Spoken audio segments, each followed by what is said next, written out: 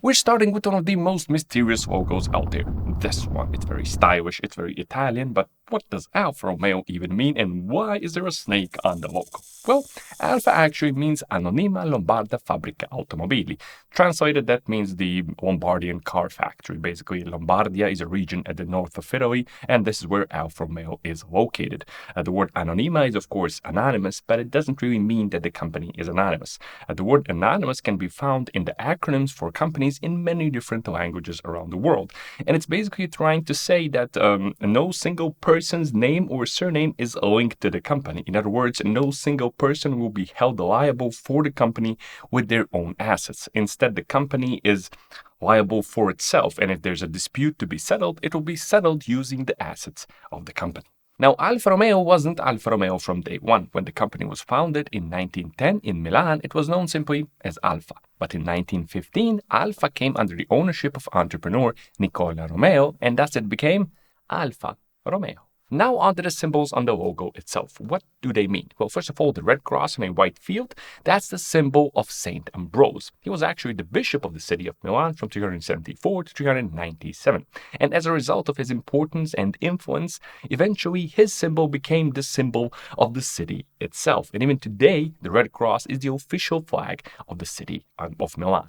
What about the snake? Well, the snake is actually known as a biscione, and that too is a really important symbol of the city of Milan. If you go to Milan, you're going to find the biscione all over. And the biscione is a symbol of the Visconti family, which was the most influential family in 11th century Milan. Now, when I was a kid, I thought that the red part was actually the snake's tongue, but turns out that isn't true. The red part is a human being devoured by the snake. Who is the human? Well, there's many different interpretations, but the most common one is that the human is a Saracen or Moor, aka an Arab, to signify the victory in the Crusades. Now, others disagree, and they say that the human is actually an Ottoman Turk.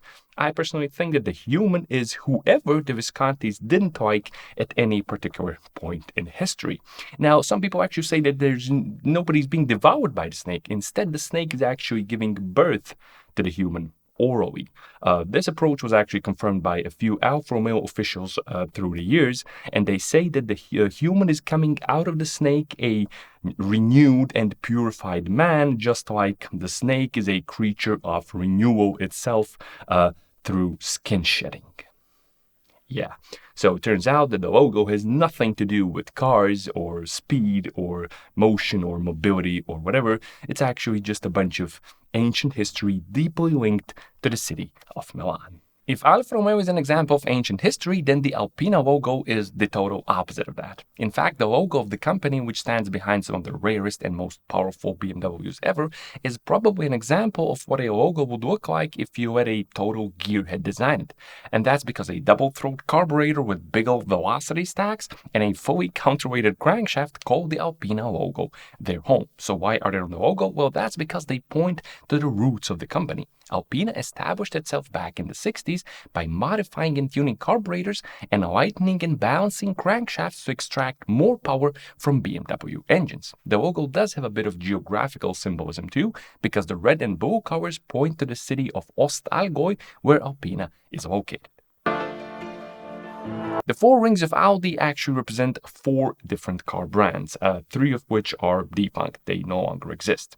The four brands were actually Audi, Hirsch, DKW, and Wanderer. Together, these four brands made up Auto Union, which was the second largest car manufacturer in Germany before the Second World War. Wanderer ended with the Second World War. Hirsch made it up until 1959, while DKW continued to produce two-stroke vehicles until 1966. After 1966, the only brand alive was Audi. After World War II, Auto Union was acquired by Mercedes, who later sold it to Volkswagen. And finally, in 1985, the Auto Union name was dropped and the brand was turned into just Audi. But the four rings, they remained.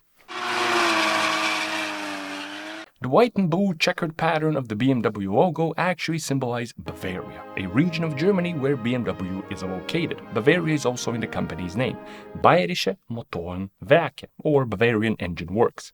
A very common but also incorrect interpretation of the BMW logo is that it's a white aircraft propeller on a blue sky due to BMW's aircraft history in both World Wars. What's interesting is that BMW themselves is to blame for this incorrect interpretation of the logo because they offered the inspiration for it in their ads back in the late 20s. Buick's tri-shield logo as we know it today evolved from the coat of arms of founder David Dunbar Buick's family, which is originally from Scotland. And indeed, throughout much of the 30s, 40s, and 50s, the Buick logo was a variation of the Buick family coat of arms. The idea to use the coat of arms as the company logo didn't come from Dunbar himself. It came from Ralph Pugh, who is a GM researcher and discovered the logo by accident while doing research in a public library. The shields tripled in 1959 to each represent one of the newly introduced Buick models, red for the Sabre, gray for the Invicta, and blue for the Electra. The Cadillac brand name actually comes from Antoine de la Mothe Sieur de Cadillac, the man who in 1701 founded the fort called Pontchartrain du Détroit, which eventually became the city of Detroit. So the man who founded the city of Detroit also gave Cadillac its name, and Cadillac's logo is just a restyling of Antoine's coat of arms.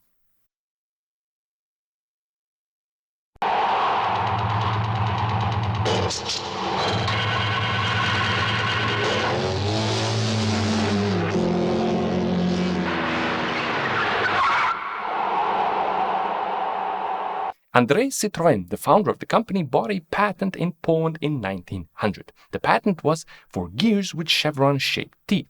These gears are known as herringbone gears, and they enable faster, smoother, more efficient, and quieter gear cutting. So Mr. Citroen started a business to manufacture and sell these gears, and his business was an instant success. And this then gave him the financial means and the know-how to start a business of manufacturing cars. And when he started making cars, he decided to use the double chevron as his logo to pay homage to the reason behind his success. And indeed, early Citroen cars used a herringbone bevel gear system for the final drive in the rear axle. Another completely unrelated but interesting fact, did you know that the Eiffel Tower served as a billboard for Citroen from 1925 to 1934?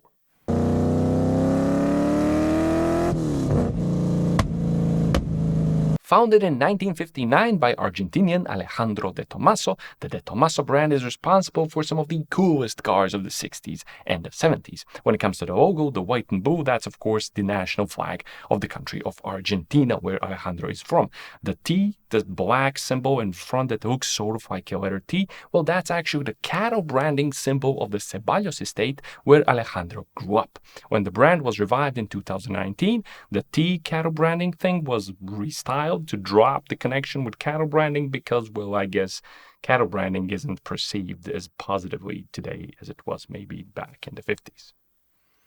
You still make my heart beat fast, Ferrari. Now, the prancing stallion, or cavallino rampante, actually comes from Count Francesco Baracca, a highly renowned Italian Air Force pilot during World War I. He had a black prancing stallion drawn on the side of his airplane, and he's actually considered a national hero by the Italians and is probably the greatest Italian Air Force pilot to ever live.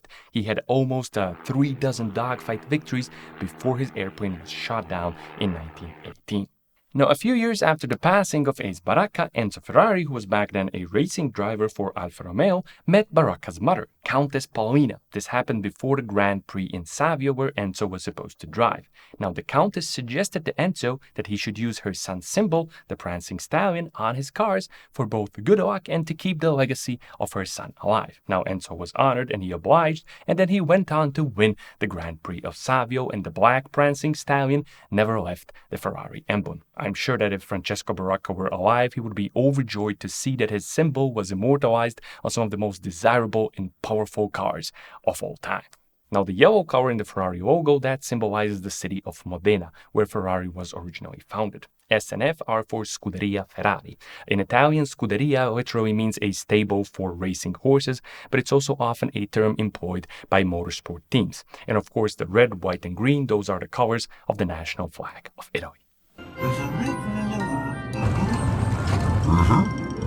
In Korean, the word Hyundai, roughly translated, means modernity, modern, progressive stuff. The word was chosen in 1947 when the company Hyundai Construction was formed. The logo communicates two things. Obviously, a stylized capital letter H, but it's also a silhouette of two people shaking hands, and this represents the company and the customer in a mutually harmonious agreement. Right, let's get back to the safety theme and the Koenigsegg. The Koenigsegg logo is actually based on the Koenigsegg family coat of arms. The Koenigsegg family can actually be traced all the way back to the 12th century in an area of Germany, in southern Germany, called Swabia. Now, the logo itself was designed by Jakob Laftmann, who was a close friend of Christian von Koenigsegg. In addition to the family coat of arms, atop the logo we can see a monogram, which combines the letters K and C and C. And this stands for the company's first prototype, the Koenigsegg CC, which would eventually lead to the first automotive creation of the Koenigsegg company, which was the CC8S. The trident in the Maserati logo actually comes from the famous Fountain of Neptune located at the Piazza Maggiore in the city of Bologna. The trident was chosen as an appropriate symbol for a sports car company because the god Neptune represents strength and vigor. At the same time, the trident is also a symbol of the city of Bologna, the city where Maserati was originally established.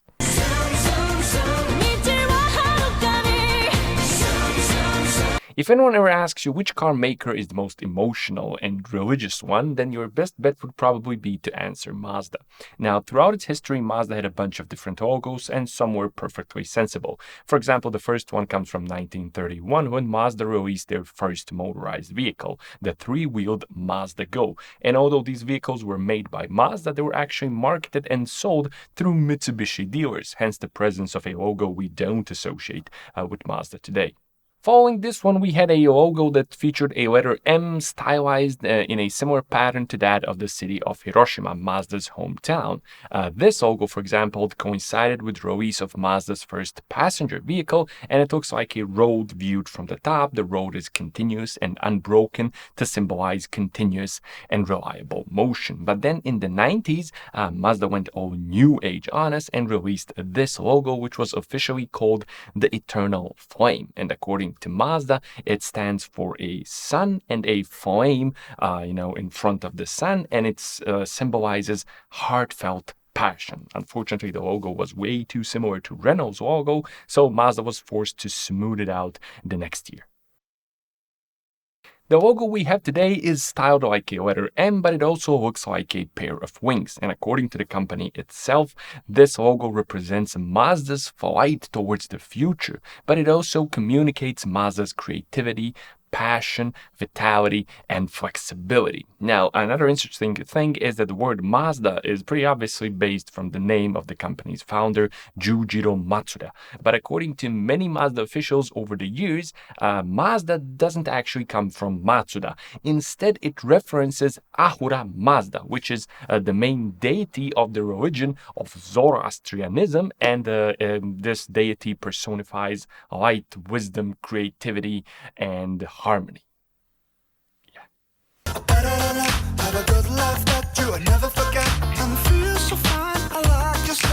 The three-pointed star, which serves as the Mercedes logo to this day, was originally conceived by Daimler Gottlieb's sons, Adolf and Paul.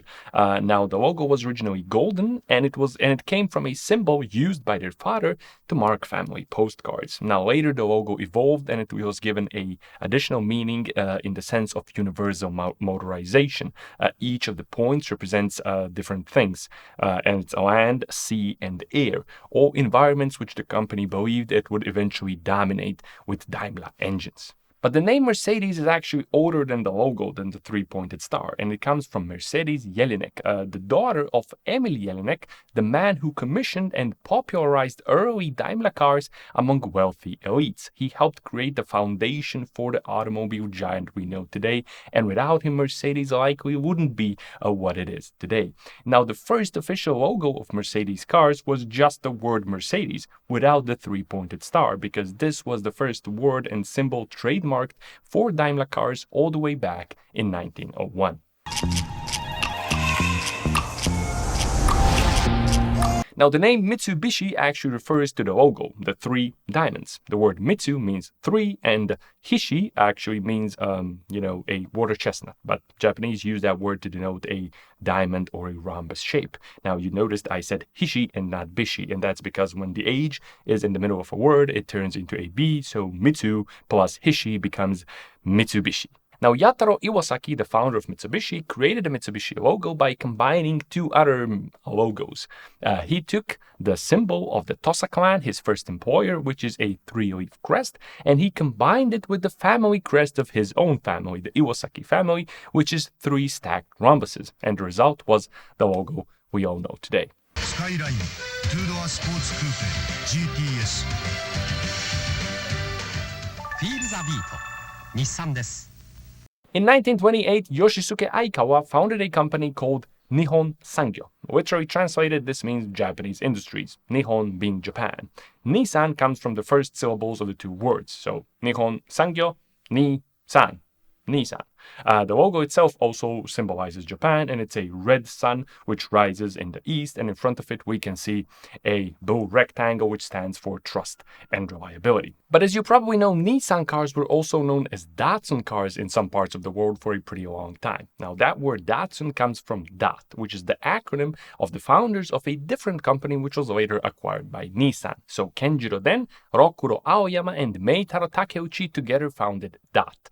And later this company released a line of cars with smaller engines to comply with new Japanese government regulations. They call these new cars Dat-son. So Dat-son, the son of Dat, a small version of their main car. Now, son was later changed to san because son also means loss in Japanese, a negative connotation that had to be dropped, and so we got Datsun. The Peugeot 505, because the lion stays ahead of the pack. Now, Peugeot had the lion on its logo from day one. The company was founded way back in 1810 by the Peugeot brothers, and originally it was a steel foundry, making anything from coffee grinders to springs and saws and even umbrella frames and bicycles. The lion logo first appeared on the company's saw blades, and the lion's teeth, how tough they are, that's how tough the teeth are on the Peugeot saw blades. The strength of the lion's muscles, that's how strong the steel is. The flexibility of the lion's spine, that's how flexible the saw blade is. And the speed of the lion pouncing, that's how fast the Peugeot saw blade cuts. Now, the full name of the company we know as Porsche, or Porsche in German, is this. This is the full name. Apparently, Ferdinand Porsche, who founded the company in 1931, liked his titles so much that he put all of them into the name of the company. What this means is Doctor, Engineer, Honoris Causa Ferdinand Porsche AG Aktiengesellschaft. Now, Honoris Causa is honorary degree, and Aktiengesellschaft is stock corporation. So basically a bunch of titles and the name of the founder. Now, the logo is very, very geographical, and it's actually a fusion of two coats of arms. It's the coat of arms of the state of Württemberg and its capital city, Stuttgart. Stuttgart being the city where Porsche was founded and is headquartered to this day. Rolls-Royce began its life in 1904 when Henry Royce made his first car, the two-cylinder Royce 10. In the same year, Henry Royce met Charles Rolls, an owner of an early motor car dealership, and the two agreed to start selling the cars under the Rolls-Royce brand name. But the story of the car's mascot and hood emblem, the Spirit of Ecstasy, is far more interesting than this. Now, the man behind the origins of the Spirit of Ecstasy is Lord John Montague of Buick, a big supporter of early motoring and a big fan of Rolls-Royce cars. Now, he commissioned artist and sculptor Charles Sykes to design a hood ornament ornament for Montagu's Rolls-Royce Silver Ghost, and Sykes designed a woman in fluttering robes holding a finger to her lips, which he called the Whisper. Now, many say that the whispering motion of the figure alludes to the secret relationship between Lord Montagu and his private secretary, Eleanor Velasco Thornton, while others say that the whispering motion has nothing to do with the secret relationship. Instead, it relates to the very quiet nature of the engine of the Silver Ghost. Whatever the truth, Montagu really liked the Whisper and he asked Sykes to make more, and then the Whisper went on to adorn every Rolls-Royce owned by Lord Montagu. He appeared in public with these cars, others saw the Whisper, and everybody else liked it too, and soon others started copying him, making their own versions of the Whisper, copies, interpretations, whatever. Soon, managing director of Rolls-Royce found out about this and he was absolutely horrified. He called all of these hood ornaments unsightly additions to otherwise beautiful cars. So he too then commissioned Sykes to make an official Rolls-Royce hood ornament, which could be ordered as an extra upon purchasing the car in order to prevent people from making their own unsightly, horrible versions of the hood ornament. Sykes reinterpreted the Whisper and created the Spirit of Ecstasy we know today. The company was founded in 1878 by John Kemp Starley and William Sutton. Now, Starley was a cycling enthusiast who disliked the penny-farthing, unsafe, hard-to-balance bicycles of his day. So he designed his own, the Rover safety bicycle, a genius and still unsurpassed design. Bicycles to this day are still based on the basic design of the Rover safety bicycle. After being successful with bicycles, Rover designed their first car in 1904, the Rover 8. Now, why is the longboat on the logo? Well, that's because the word Rover itself means wanderer or seafarer. So Rover has used the most famous seafarers of all, the Vikings, as their logo. Initially, this was a little hood ornament of a Viking soldier you could buy. This then transformed into a Viking head, whereas the longboat remained on the logo all the way until 2005 when Rover stopped production. Skoda. Simply clever. One of the funkier looking logos out there, the Skoda logo, is actually an arrow with a pair of wings attached to it. And according to Skoda, this is the arrow of precision on the wings of progress. What's interesting is that the logo came into being by restyling a Native American wearing a traditional feathered headdress.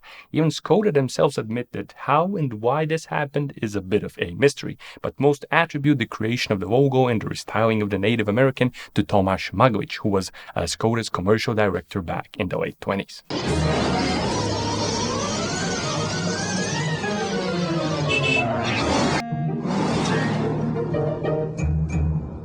Now, in Japanese, the word Subaru means to come together, to unite, but it's also a word used to denote a constellation of 7 stars, which the Greeks called the Pleiades or the 7 Sisters. This constellation is used in the logo because in 1953, Fuji Heavy Industries, the company which Subaru is a part of, was formed by the merger of 5 different companies. So the 5 small stars on the logo are the 5 different companies, and the 1 big star, that's Fuji Heavy Industries. So if the constellation is 7 stars, why are there only 6 stars on the Subaru logo? Well, that's because to the naked eye, the constellation appears to only have 6 stars.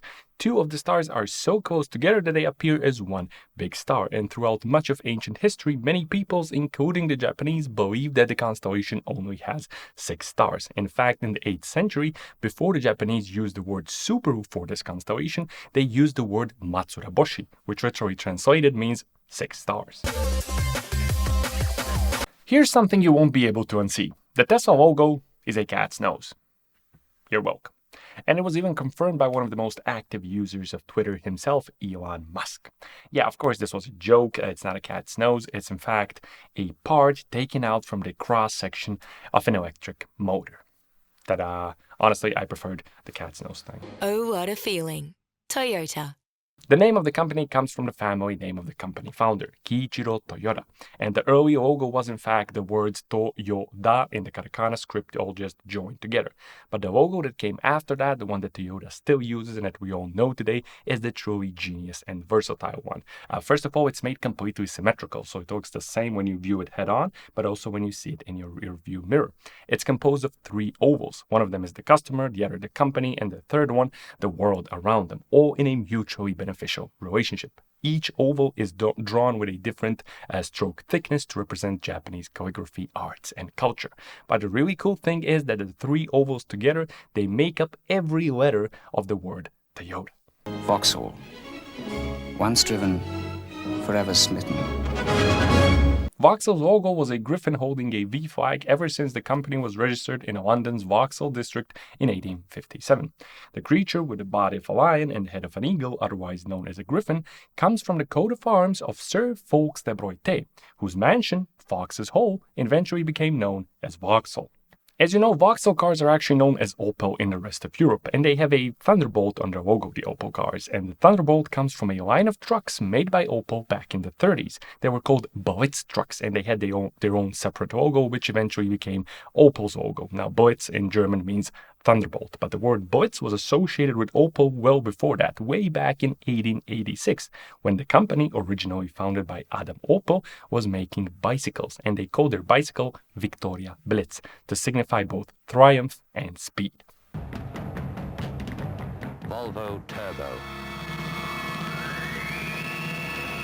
Swedish manufacturer Volvo AB began life in 1926 when founders Assar Gabrielsson and Gustav Larsson began manufacturing automobiles within parent company Svenska Kugelfabriken, SKF, which is to this day one of the largest suppliers of bearings for the auto industry. Now, the name Volvo was a joint decision between the SKF management and the company founders. They wanted a word which is easy to pronounce all around the world with minimal chances of misspelling and mispronunciation. The word comes from Latin volvere, which when conjugated to first person goes to Volvo, which means I roll. This then reflects both a personal connection as well as a, type of motion which is similar to the motion of automobiles. So why is Volvo's logo the symbol of the male gender? Is it a really macho brand?